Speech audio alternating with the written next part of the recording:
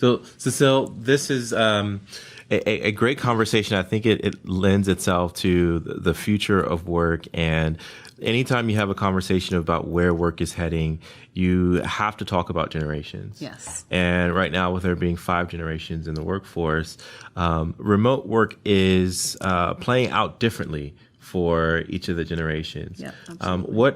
What highlights would you share from the report with regard to the generations at work? So certainly there's this belief that, certain generations, the boomer generation, it's all about being present, all of these sorts of things. But there are some interesting shifts that are going to start happening because as retirees want to come back into the workforce, they're going to be put in a position where I want to be able to have this interesting balance where I'll come into the office for a couple months and then I don't want to work at all for 4 months. And so that's going to have to become more flexible without a doubt. Yeah.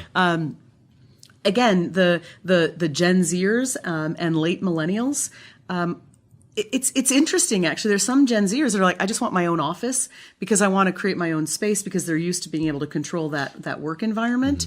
But in general, from a working perspective, flexibility is what is going to get is what's going to attract the younger generations. I think there's a huge retention. It's a big factor. Tool, yeah. It's like, how do you feel about this? Because it does sort of smack of paranoia if I need you to be here, X, Y, and Z at this time, et cetera. Yeah. And the reality is, even the nature and the definition of jobs, the nature of a workplace, the nature of organizations is becoming a lot more fluid. People are going to do gig work for a while, come back, and then re-engage in that. So I think that makes a huge difference. So there are generational differences, but the older generations are sort of looking at and saying, well, that's, I had to do this. So there's a little bit of pushback, but there's also this idea that, yeah, I want that too. So why can't I also, do what the younger generations are asking for from that standpoint? So, yeah,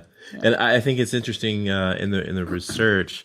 If I remember correctly, there's a greater percentage of millennial and Gen Z managers than Gen Y and baby boomer. That's true. Do you think that that's kind of lighting a fire to the remote worker expansion, or what are your thoughts on that topic in general? Yeah, but no, I think without a doubt, if you think as more and more leaders or millennials and eventually Gen Zers become leaders, their expectation is that a workplace, WeWork did not come out of the Gen X or Gen Xers, and that's what I am, and baby boomers, right? That would have been unheard of.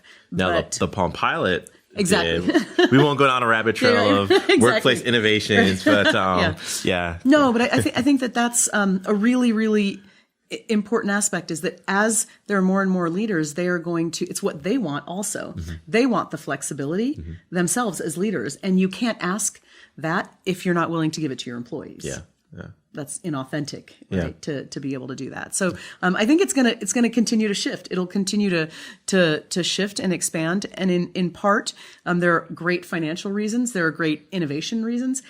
Things like innovation take time, and you need time away from sort of some of the everyday buzz and thinking time is something that's very hard to do in an office environment. More and more people are creating spaces for that, but I think there's so many benefits to remote work that sort of nervousness of not seeing people get things done. Maybe you aren't creating the right expectations, and you're not actually being explicit about what you need from someone if you're worried about whether or not they're going to be able to do that in a remote setting. And clearly there's some environments, factory environments, manufacturing, those sorts of things that are much more difficult. But even there, if there is some work that can be done, there's no reason you can't even provide a short period of time where that can be done. Agreed.